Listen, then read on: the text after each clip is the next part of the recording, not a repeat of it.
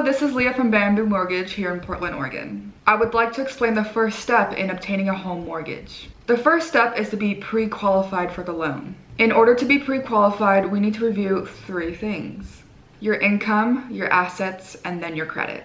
Before we dig into the details, I would want you to know that this is a paperwork-centric process. It's all about the paperwork. So prepare yourself for a paperwork workout. But don't worry, if you have trouble finding a document, we have solutions and we will help you. Let's start with income.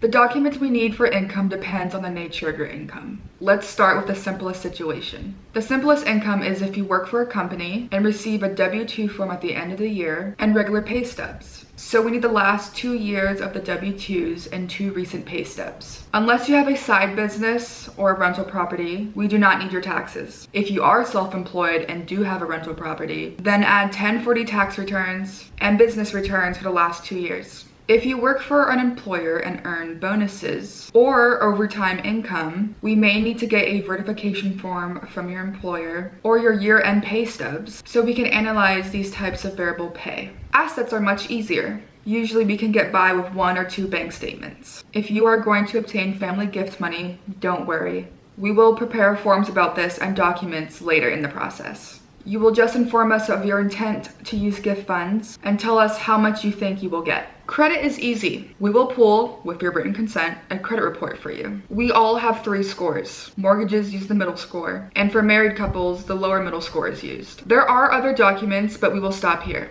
We will include a document checklist in the video notes for you to review. You can contact with document questions. Now, let me explain what all of this is for. In other words, how does a bank figure out how much you can qualify for? It's not too complicated. The bank has rules which allow you to spend a certain percentage of your income on your house payment, and a second rule specifying how much you can pay per month on your house payment with your consumer debt. Consumer debt are car payments, credit cards, and student loans. These numbers are called debt ratios. And you may have heard of this term before. The actual debt ratios which are used depend how the specific loan program we are using and how much your down payment is. So if your house payment is $2,000 and your car payment is $500, you would need about $5,200 of gross income per month to qualify. We are adding a sample qualification sheet to the notes so you can see how the math works. Most customers have to work hard to get a mortgage, so don't feel overwhelmed.